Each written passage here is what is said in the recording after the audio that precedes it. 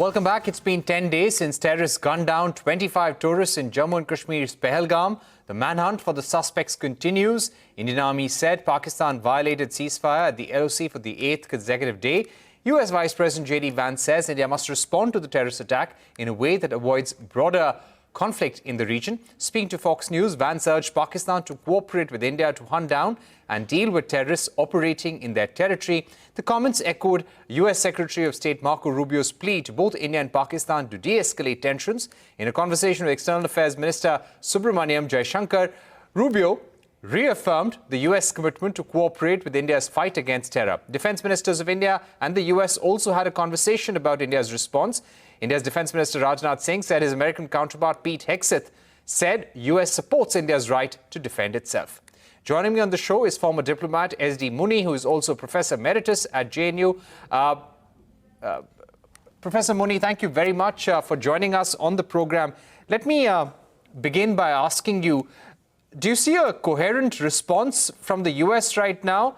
Are they saying that, yes, we support your right to respond, but please exercise restraint?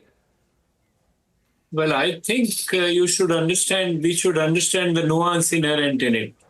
The nuance is that US supports us in fighting terrorism. US does not support us in fighting Pakistan. This is precisely the difference between the two. And if I may underline that this has been a traditional approach of the US to ensure that India and Pakistan do not fight with each other. And if there is a chance, they are always willing to mediate. This is traditionally so since the 50s. But even President Trump, after his victory in the second term, made it very clear that he would be very happy to mediate in the conflict. And as you know, that he wants to project himself as a peace president and has already started mediating in two other conflicts, which is Gaza, Israel on the one hand and Ukraine, Russia on the other hand.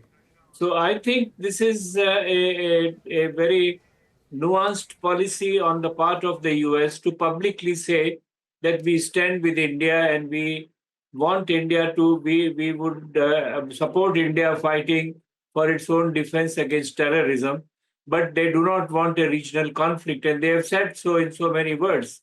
Vice President Vance has said so, Secretary of State has said so, and I think even the Defense Secretary, while talking to our Defense Minister Rajnath Singh ji, must have conveyed the same feeling.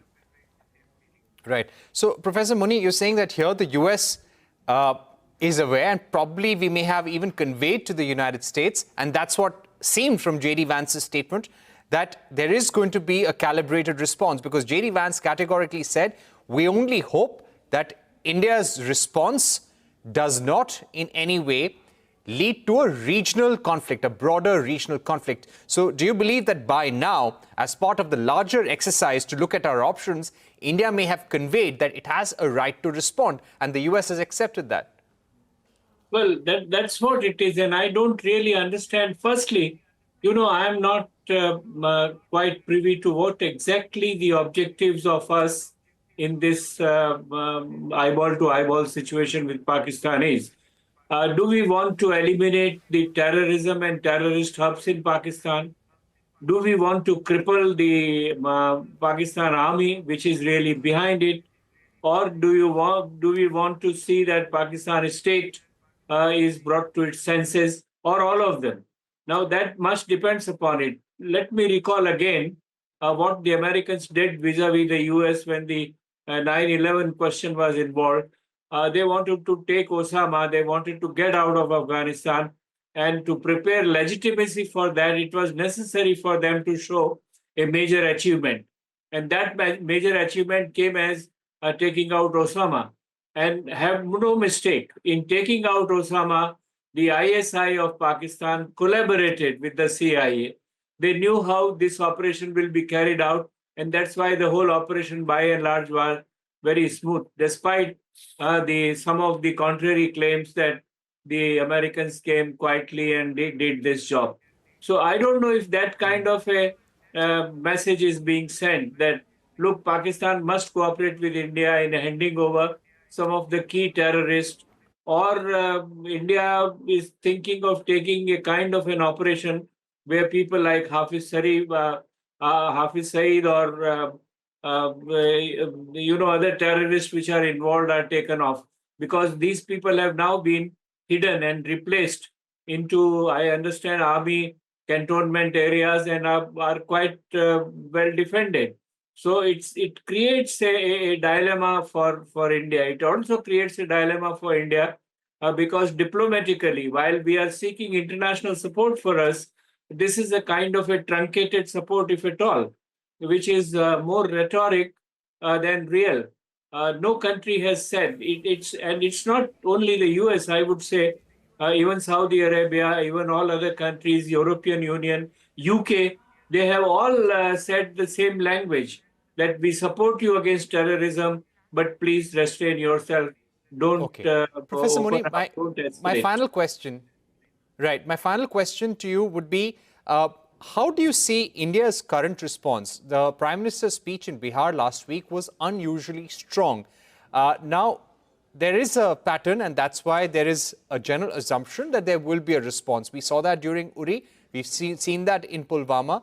And even now, there is belief that there will be some sort of cross-border operation or maybe a calibrated strike against terror camps.